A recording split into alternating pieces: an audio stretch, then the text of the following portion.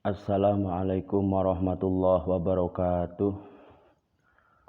Kepada yang saya hormati Bapak Dosen Dr. Haji Muhammad Syaifuddin MA selaku dosen mata kuliah studi Quran, saya atas nama Muhammad Firmansyah dengan nomor NIM nomor induk mahasiswa 20 2011 087 akan menyampaikan jawaban ujian semester Gasal tahun 2021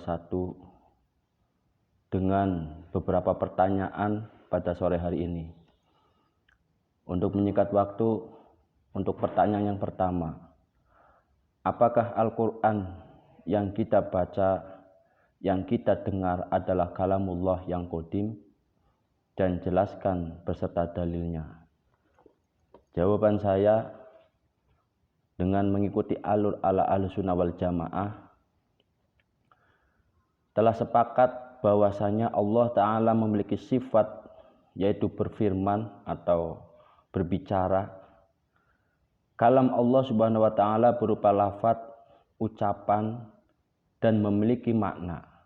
Bukan hanya lafaz yang tidak memiliki makna atau makna saja tanpa lafaz. Para ulama salaf telah sepakat bahwa menetapkan sifat Allah yang berupa al-kalam dengan tanpa mengubahnya, menolaknya, menggambarkan tata caranya, serta tidak memisahkannya atau tidak mencontohkannya. Kalam Allah adalah sifat yang hakiki yang ditetapkan selayaknya bagi Allah Subhanahu wa Ta'ala, dan terdiri dari huruf dan suara dengan cara yang dikehendakinya, kapan dia berkehendak dan dapat didengarkan oleh siapa yang dikehendakinya. Sebagaimana Nabi Musa alaihissalam mendengarkan tanpa perantara, begitu juga dengan malaikat Jibril alaihissalam dan para malaikat serta rasul-rasul Allah yang lain yang Allah Ta'ala mengizinkan untuk dapat mendengarkannya. Dalil-dalil yang menunjukkan akan hal ini dapat kita bacakan dalam surat Al-Quran, surat Al-A'raf ayat 143 yang berbunyi walamma ja'a Musa limiqatina wa kallamahu rabbuh, yang artinya dan tatkala Nabi Musa datang untuk bermunajat dengan kami pada waktu yang telah kami tentukan, dan Rabb-Nya telah berfirman langsung kepadanya Musa. Ayat di atas menjadi dalil bahwasanya kalam Allah sesuai dengan kehendaknya. Ayat di atas juga menunjukkan bahwa Allah Ta'ala memiliki sifat kalam yang ditunjukkan kepada individu tertentu, bukan kepada yang lain sesuai dengan yang Allah kehendaki.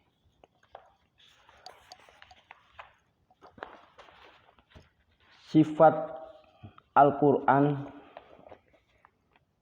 yang berupa kalamullah atau Al-Quran, Al-Quran memiliki sifat yang tidak mungkin terpisah dari pemiliknya.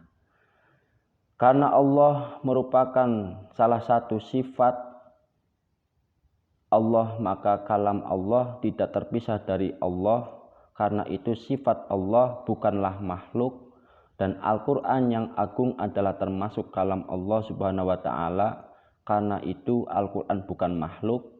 Kita wajib meyakini bahwa Al-Quran adalah kalamullah Ta'ala dan bukan makhluk ciptaannya. Pembenaran kita akan hal ini merupakan bagian daripada iman kepada Allah yang merupakan rukun iman yang pertama. Dalil mengenai Al-Quran adalah kalamullah tersirat dalam surat Al-Quran, surat At-Taubah ayat 6, wa in ahadum minal musyrikin istajaraka fa'ajirhu hatta yasma'a kalamullah, yang artinya dan jika seorang di antara orang-orang musyrikin itu meminta perlindungan kepadamu, maka lindungilah ia supaya ia sempat mendengar firman Allah. Yang kedua, dalil yang menunjukkan bahwa Allah adalah sesuatu atau ada Al-Quran adalah sesuatu yang diturunkan, yaitu dalam surat Al-Qadar ayat 1 yang berbunyi inna anzalnahu fi lailatul qadr, yang artinya sesungguhnya kami telah menurunkan yaitu Al-Qur'an pada malam kemuliaan. Dan yang ketiga, dalil bahwa perintah atau amr itu dibedakan dengan makhluk atau bukan makhluk. Dalam hal ini amr adalah Al-Qur'an, yaitu ala lahul khalqu wal amru, yang artinya segala penciptaan dan urusannya menjadi haknya. Yang keempat, Al-Qur'an termasuk dari perintah Allah berdasarkan firman Allah, wa kadzalika auhayna ilaika ruham min amrina, yang artinya Al-Quran dikatakan juga dengan amr atau perintah, dan demikianlah kami mewahyukan kepadamu Nabi Muhammad, yaitu wahyu yang berupa Al-Quran dengan perintah kami. Al-Quran sebagai tali Allah yang kokoh disampaikan melalui perantara Rasul-Rasulnya untuk menyampaikan apa yang dikehendaki Allah terhadap makhluknya. Dan sebagai jalan hidup yang lurus, Al-Quran diturunkan oleh Allah melalui malaikat yang terpercaya kepada penghulu para nabi, yaitu Nabi Muhammad SAW, dengan menggunakan bahasa Arab yang dipahami. Malaikat Jibril alaihissalam hanya membawa Al-Quran turun dari sisi Allah Ta'ala sebagaimana disebutkan dalam Al-Quran, Qul nazzalahu ruhul qudusi min rabbik, yang artinya katakanlah Ruhul Kudus, yaitu malaikat Jibril, menurunkan Al-Quran itu dari Tuhanmu. Dalam surat An-Nahl ayat 102. Untuk yang kedua, pertanyaan, apakah para nabi juga mendapat ilham, dan jelaskan beserta dalilnya. Jawabannya adalah ilham dalam bahasa Arab berupa ilhamun, yang secara terminologi, arti secara bahasa, ilham adalah merupakan kata dari bahasa Arab bab irfal, yang huruf dasarnya adalah lam, ha, mim, yang memiliki arti tercurahnya dalam hati dan tertanam. Arti ilham secara istilah, dalam istilah urfa atau irfan, dalil irfan, ilham merupakan suatu perkara yang berasal dari sisi ghaib yang masuk ke dalam hati, juga memiliki arti pemberian dan penyematan suatu makna dan makrifat melalui jalur faid atau rahmat Allah, tanpa membutuhkan proses berpikir dan perenungan, serta tanpa adanya permintaan dari sisi orang tersebut. Perkara ini tidak memiliki tanda-tanda serta indikasi apapun. Satu-satunya tanda yang dimilikinya hanyalah akibat dari ilham tersebut, manusia menjadi bersemangat untuk melakukan suatu perbuatan atau keinginan untuk meninggalkan sesuatu perbuatan yang buruk. Nama-nama ilham diantaranya adalah ilqaul khair, yang artinya penyampaian kebaikan. Dan yang kedua wahyul qalb atau wahyu hati, dan iqla'ul rawi, penyematan spiritualitas, dan nafsur ruh, tiupan kejiwaan, limmatul malak, penyematan yang sangat samar dan cepat. Ilham dalam Al-Quran, sumber istilah ini adalah ayat Al-Quran surat Asy-Syams, fa'alhamaha fujuraha wa taqwaha. Itu ayat yang menunjukkan arti bahwa ilham itu datangnya dari Allah, yang artinya maka Allah menghilangkan kepada jiwa itu atau jalan kefasikan dan ketakwaan. Ilham dalam ayat ini secara umum ditafsirkan dengan arti memahamkan, mengumumkan, mendefinisikan dan menjelaskan. Hubungan antara ilham dan wahyu. Ada beberapa pendapat berkenaan dengan hubungan antara ilham dan wahyu, sebagaimana keyakinan bahwa antara ilham dan wahyu terdapat perbedaan yang banyak dan jelas. Sebagian lain menganggap bahwa perbedaan antara ilham dan wahyu adalah di dalam ruang lingkup aplikasi atau pengaplikasikannya. dan menganggap bahwa ruang lingkup ilham lebih luas daripada wahyu, tetapi satu sama lainnya tidak sepenuhnya terpisah. Dan menurut pendapat kelompok ini, wahyu merupakan suatu bentuk khusus daripada ilham. Menurut Imam Al-Ghazali, ilham merupakan sinar dari cahaya yang ghaib yang jatuh pada hati yang bersih dan peka. Menurut pendapat Al-Ghazali, ilham dikaruniakan oleh Allah hanya kepada hamba-hamba yang terpilih, yaitu mereka yang memiliki hati yang bersih karena memberi makan hatinya dengan zikrullah. Hati yang terus terlatih dengan kalimat-kalimat tauhid dan hati yang senantiasa dijaga kebersihannya dari nafsu dan dosa.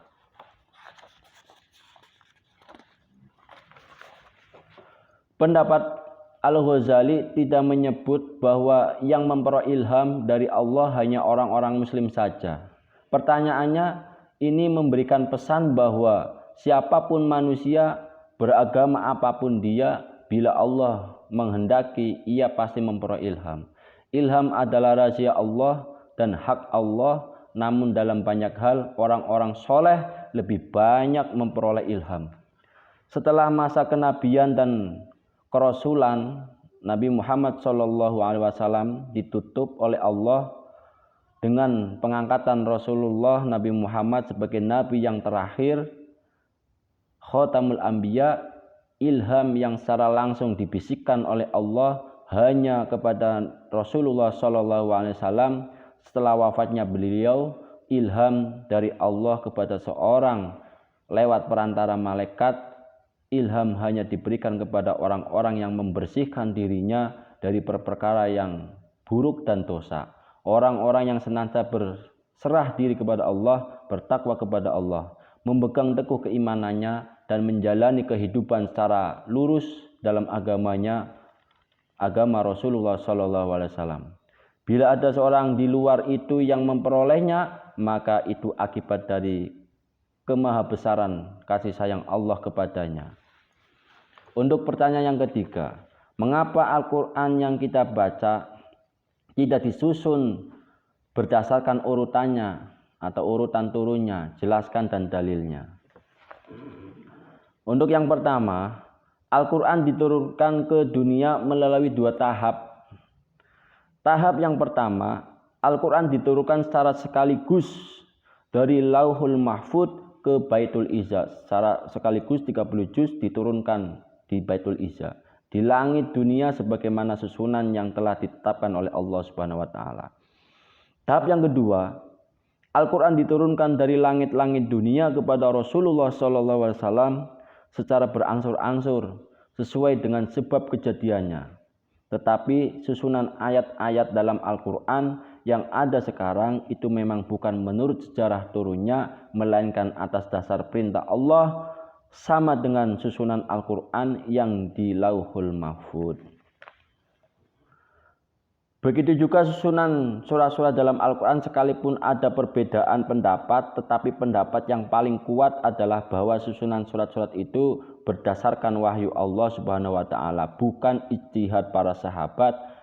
Pendapat ini didukung dengan banyak riwayat yang sahih seperti karangan bahwa Rasulullah SAW sering membaca dalam sholatnya beberapa surat secara berurutan seperti susunan yang ada. Rasulullah SAW diriwayatkan oleh Imam Al-Bukhari setiap tahun 2 kali menyetorkan hafalan Al-Quran dari awal sampai akhir kepada malaikat Jibril.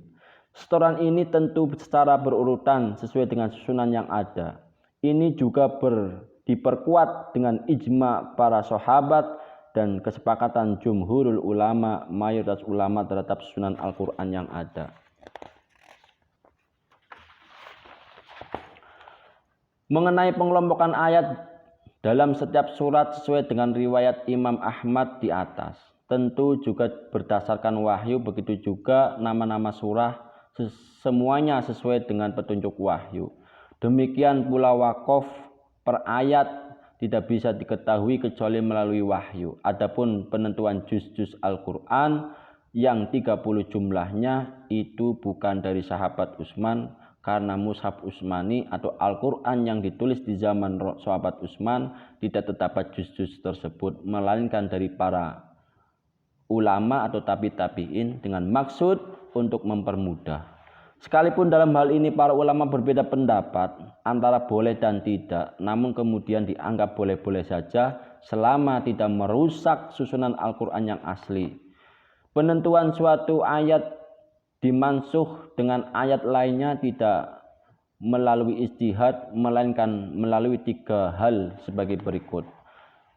Penegasan dari Nabi Muhammad SAW radhiyallahu an, sahabat radhiyallahu an, seperti dalam hadis, aku dulu pernah melarangmu melakukan ziarah ke kuburan, maka sejak ini silahkan lakukan ziarah ke kuburan tersebut. Untuk yang kedua, kesepakatan umat bahwa ayat ini nasikh dan yang satunya mansuh. Yang ketiga, mengetahui sejarah turunnya, maka yang diturunkan lebih dahulu itulah yang mansuh. Urutan surat Al-Quran yang kita jumpai sekarang telah melewati proses penertiban yang tidak mudah. Dapat dimaklumkan bahwa Al-Quran adalah sumber nomor wahid bagi umat Islam dalam pengambilan hukum-hukum. Dan lebih dari itu, Al-Quran adalah pedoman hidup bagi kita semua. Terkait pembahasan tentang penertiban surat-surat ini, kita akan menemukan istilah tauqifi dan ijtihad. Tauqifi berarti berdasarkan tuntunan dari Nabi Muhammad SAW secara langsung.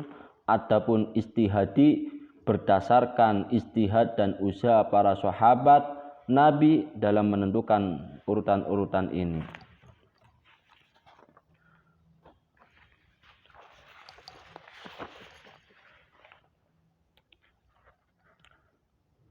Riwayat dari Ibnu Ashwah dari Jalul Ismail bin Abbas, dari sahabat dari Hibban bin Yahya, dari Abu Muhammad Al-Quraisy, amarhum Utsmanu ayyutabi'u at-tiwala faja'ala surat Al-Anfal wa surat At-Taubati fi sab'i wa lam yufassil bainahuma bi bismillahirrahmanirrahim.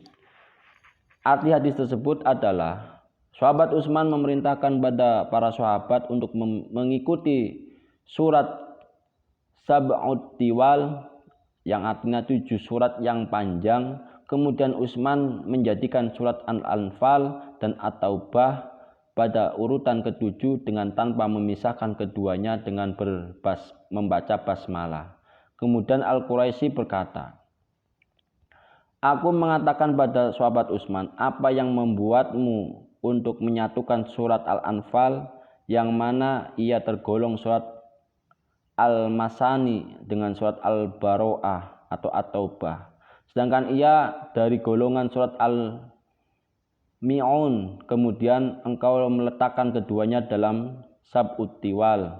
Kemudian sahabat Utsman menjawab, pernah turun beberapa surat Al-Quran kepada Rasulullah SAW, dan beliau Rasulullah apabila turunnya ayat kepadanya memanggil sebagian sahabat yang menulis Al-Quran dan mengatakan, beliau Rasulullah, letakkanlah ayat-ayat ini dalam surat yang disebutkan di dalamnya ayat-ayat ini dan itu. Dan surat Al-Anfal termasuk dari surat-surat awal yang turun di Madinah. Adapun At-Taubah termasuk yang terakhir turunnya. Kisah yang terdapat dalam surat Al-Anfal mirip dengan yang ada di surat At-Taubah. Maka aku mengira surat Al-Anfal bagian dari surat At-Taubah hingga Rasulullah wafat. Dan belum menerangkan pada kami hal tadi, karena itulah aku gabung keduanya dan tidak ada tulisan basmalah di antara keduanya, serta aku letakkan keduanya dalam Sab'ut Tiwal.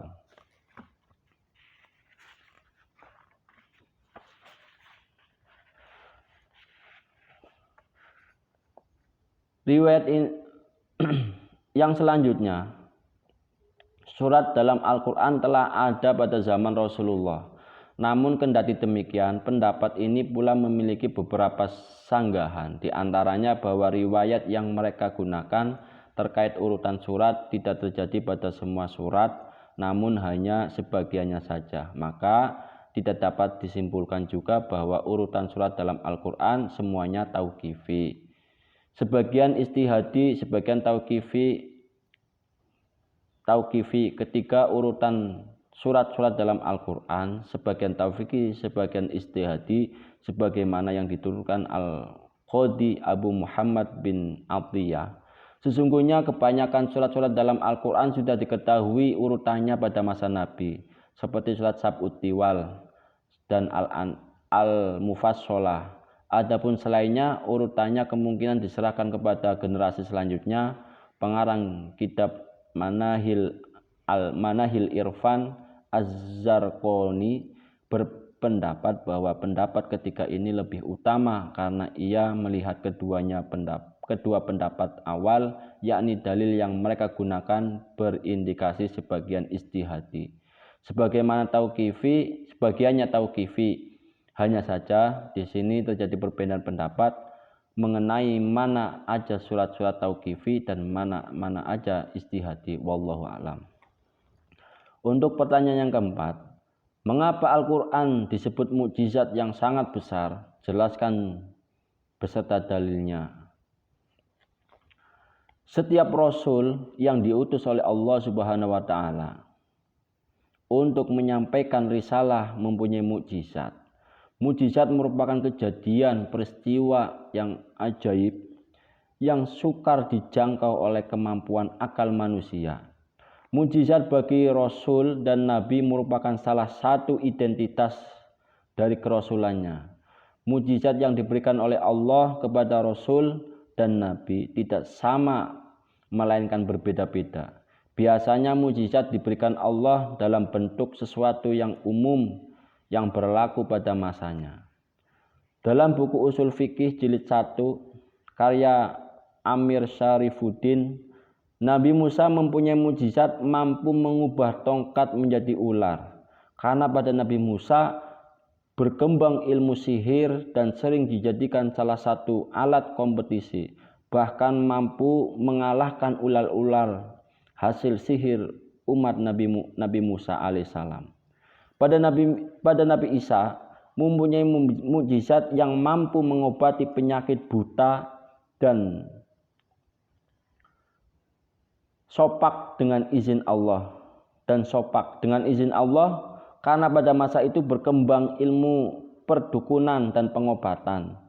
Tetapi ada penyakit yang tidak dapat disembuhkan.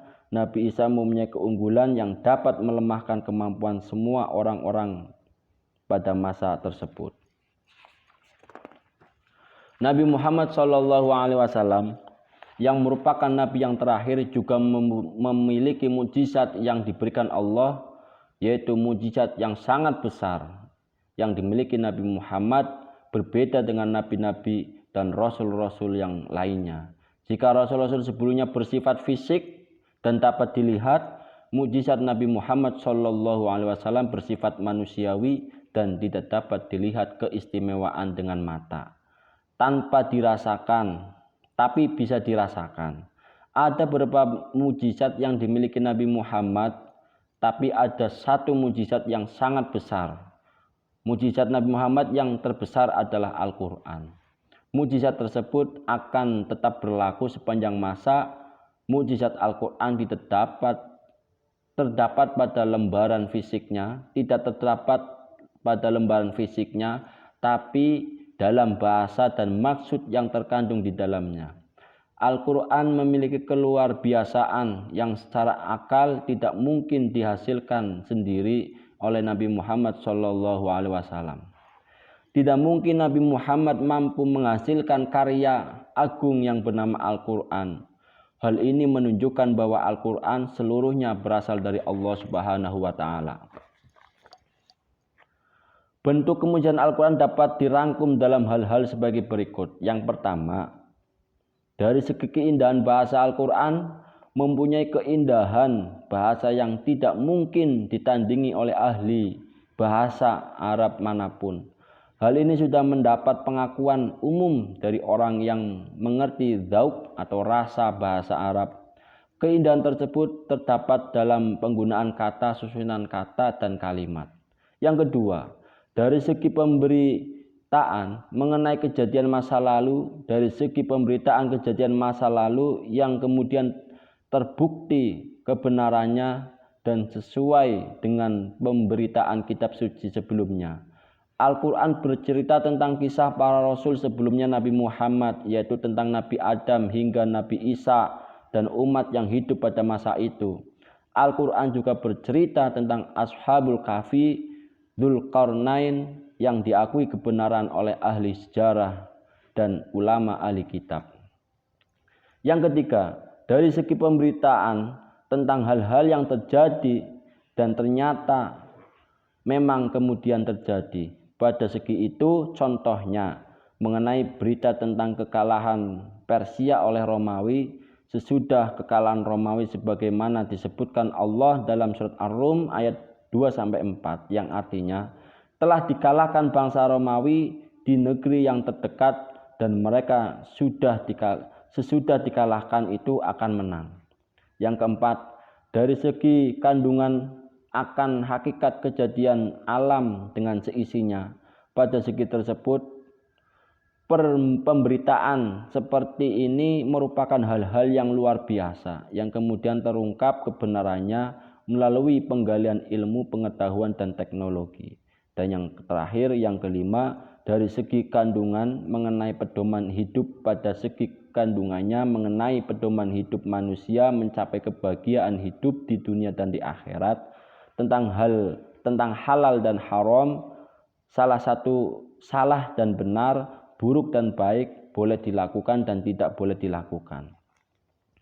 Al-Quran diturunkan kepada Nabi Muhammad untuk disampaikan kepada umat manusia, umat Nabi Muhammad, bagi kemaslahatan dan kepentingan mereka, khususnya umat mukmin.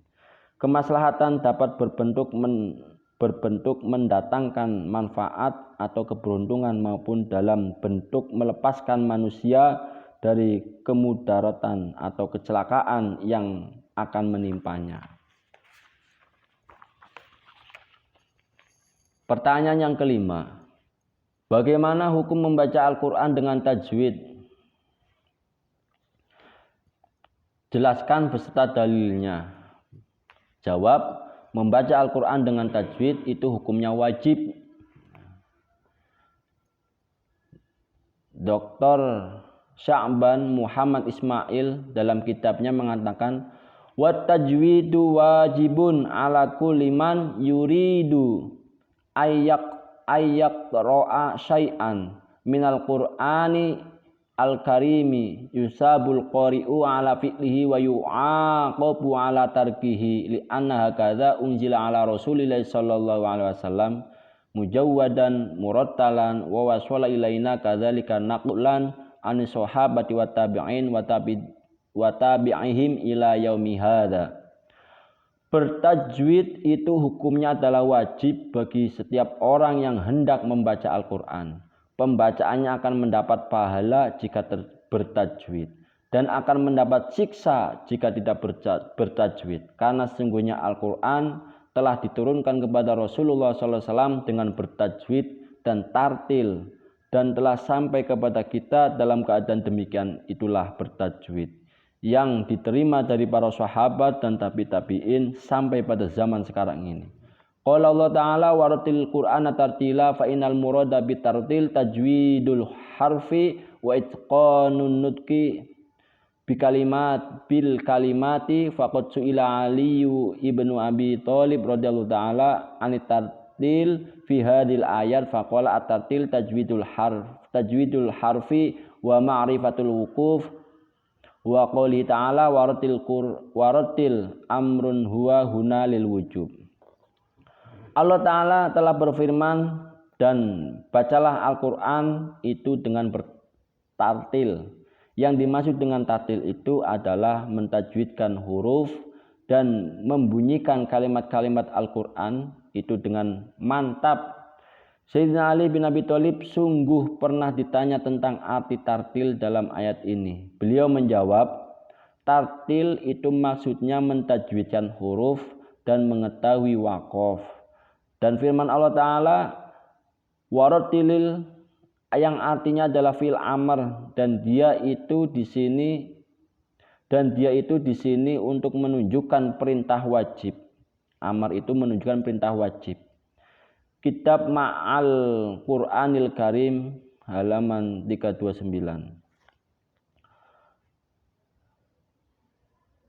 Syekhul Islam Abi Yahya Zakaria Al-Ansari dalam kitabnya Wal Qari'u bitarki dzalika minad dakhilin fil khabari rubba qari'in lil Qur'ana wal Qur'anu yal'anuhu, yang artinya dan pembaca Al-Qur'an yang tidak menggunakan tartil atau bertajwid ketika membacanya termasuk orang-orang yang terancam. Seperti dijelaskan dalam sebuah hadis, banyak orang yang membaca Al-Qur'an sedangkan Al-Qur'an yang ia baca itu sendiri akan melaknatnya. Untuk pertanyaan yang keenam, bagaimana hukum wanita yang sedang haid membaca Al-Qur'an? Jelaskan dan beserta dalilnya. Dalam masalah membaca Al-Qur'an, jawabannya, bagi orang yang sedang haid memang terdapat perbedaan di antara para ulama. Pada dasarnya, menurut jumhurul ulama, mayoritas ulama, orang yang sedang haid tidak diperbolehkan membaca Al-Qur'an. Hal ini didasarkan kepada beberapa dalil, di antaranya firman Allah, la yamassuhu illal mutahharun, surat Al-Waqiah ayat 56. Tidak ada yang menyentuhnya atau Al-Qur'an kecuali hamba-hamba Allah yang disucikan atau yang suci. An Ibnu Umar radhiyallahu ta'ala qala Rasulullah sallallahu alaihi wasallam taqra'u al-haidu walal junubu syai'an minal Qur'ani, rawahu ad-Darul Qutni. Dari Ibnu Umar radhiyallahu an berkata, Rasulullah sallallahu alaihi wasallam bersabda, tidak boleh orang yang haid dan orang yang dalam keadaan junub membaca Al-Qur'an. Namun, jika perempuan yang haid ketika membaca Al-Qur'an tujuannya bukan membaca, tetapi misalnya tujuannya adalah untuk mengajar atau membenarkan bacaan yang salah, maka dalam kasus seperti ini diperbolehkan. Hal ini sebagaimana orang dalam keadaan junub yang masih diperbolehkan membaca Al-Qur'an selama tidak diniati untuk membacanya, misalnya untuk berdoa yang ada ayat Al-Qur'annya. Wa tahrumu qiraatul Qur'an ala nahwi junubin biqasdil qiraah walau ma'a ghairiha la ma'al itlaq ala rajihi wala biqasdil ghairil qiraah karaddi gholatin wa ta'limin wa tabarrukin wa du'ain, yang artinya haram membaca Al-Qur'an bagi semisal orang yang sedang junub dengan tujuan membacanya walaupun dibarengi dengan tujuan lainnya. Dan menurut pendapat ini dan menurut pendapat yang kuat, tidak haram baginya bila memutlakkan tujuannya. Kalau tujuannya mutlak maka tidak diharamkan. Dan juga tidak diharamkan tanpa adanya tujuan membacanya. Diniati untuk berzikir, seperti membenarkan bacaan yang keliru. Ada orang membaca salah, maka kita membenarkan.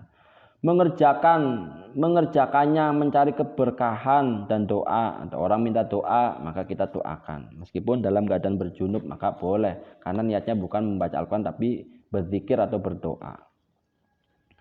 Bahkan mazhab Maliki membolehkan perempuan yang haid membaca Al-Quran secara mutlak. Bahkan mazhab Maliki memperbolehkan perempuan yang haid membaca Al-Quran secara mutlak bagi perempuan yang mengajar atau diajar, guru dan murid yang dalam kondisi haid dibolehkan juga menyentuh mushaf. Alasannya menurut mazhab Imam Maliki, seorang yang junub itu bisa dengan mudah menghilangkan hal yang bisa membuatnya dilarang untuk menyentuh Al-Quran, yaitu hadas besar dengan cara mandi besar. Kondisi tersebut berbeda dengan orang yang sedang haid atau nifas. Hal ini didasarkan pada keterangan di bawah ini wadhaba al-malikiyah ila annal haidho yajuzulaha qiraatul Qur'an fi halis tirsalat dami mutlaqon kanat junuban amla khafatin nisyan amla wa amma idzan qata'a haiduha falatajuzulaha al-qiraah hatta tasila junuban kanat amla illa anta khafa an nisyan, yang artinya kalangan dari madhab Imam Maliki berpendapat bahwa orang yang sedang haid boleh baginya membaca Al-Quran dalam kondisi masih mengeluarkan darah secara mutlak, baik dalam keadaan haid atau tidak, atau adanya kekhawatiran lupa hafalan Al-Qur'annya atau tidak. Adapun setelah haidnya terputus, maka ia tidak boleh membacanya sebelum mandi besar, baik dalam keadaan junub atau tidak, kecuali ia khawatir akan lupa hafalannya. Maka kalau khawatir maka tetap diperbolehkan membaca Al-Qur'an. Ini membaca bukan memegang. Membaca. Bagi orang yang sudah hafal barangkali lupa, menurut Imam Maliki itu boleh. Walaupun dalam keadaan sedang haid, ya, niat membaca Al-Qur'an.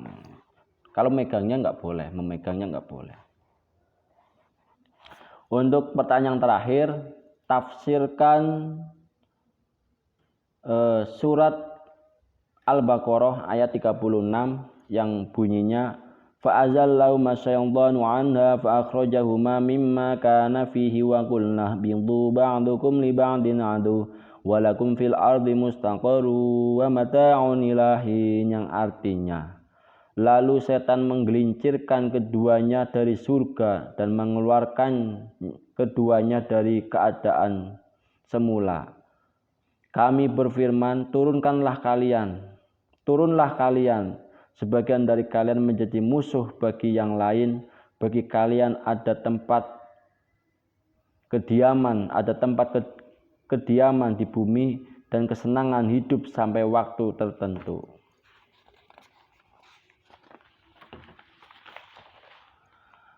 Ragam tafsir surat Al-Baqarah ayat 36. Syekh Jalaluddin dalam Tafsir Jalalain mengatakan pada surat Al-Baqarah ayat 36 menceritakan bahwa iblis menghilangkan Nabi Adam atau menurunkan Nabi Adam dan Hawa dari surga.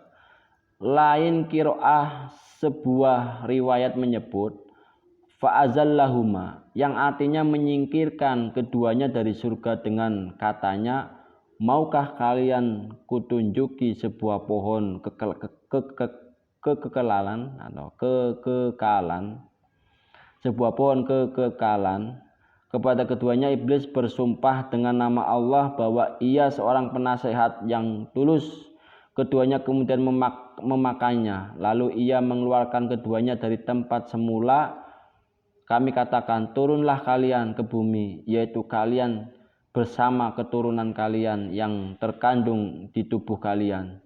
Sebagian keturunan kalian kepada keturunan yang lain saling bermusuhan lantaran sikap dolim sebagian kalian kepada yang lain.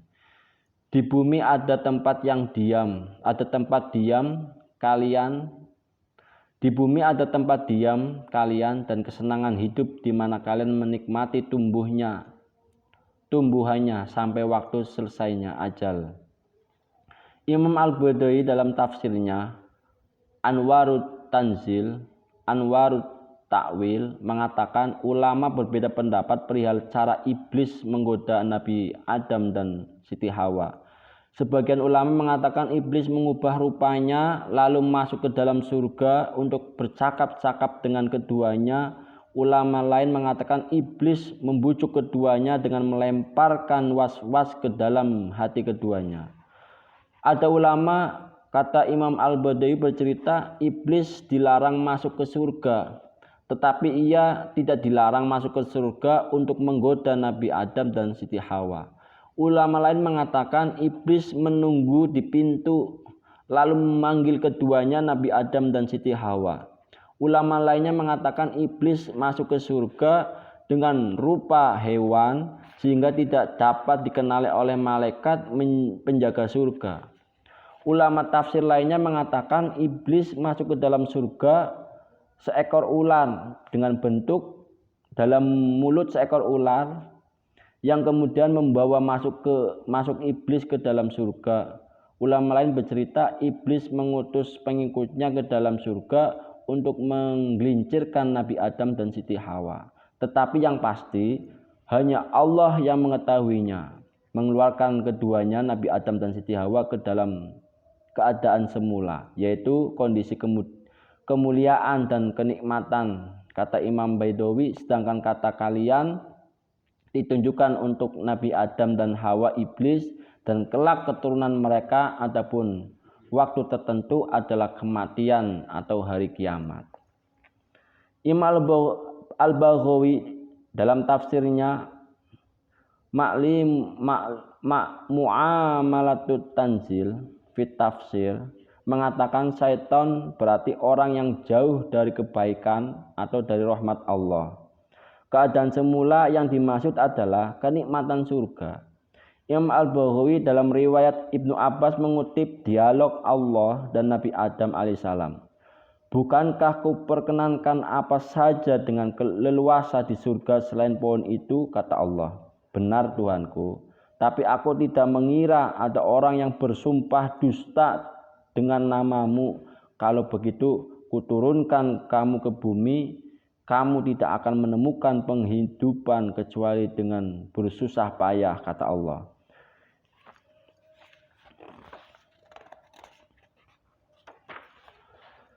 Sebagian riwayat mengatakan Nabi Adam alaihissalam bersama Hajar Aswad diturunkan di Sirnadip, India.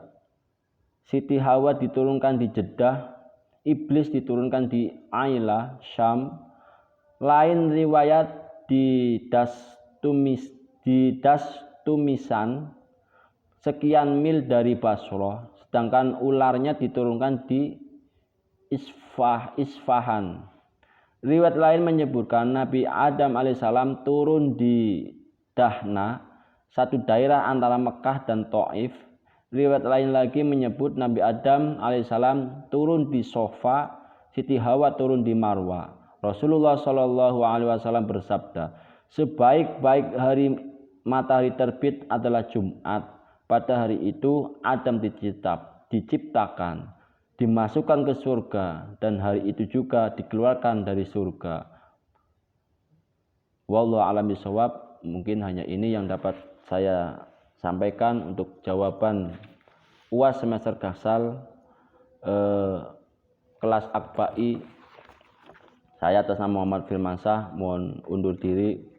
Mohon maaf barangkali banyak kekurangannya, dan mohon diluruskan barangkali banyak kekurangan-kekurangan dalam memberi penjelasan. Saya pribadi manusia biasa, banyak kekurangan, banyak khilaf. Akhirul kalam, ihdinas siratal mustaqim. Wassalamualaikum warahmatullahi wabarakatuh.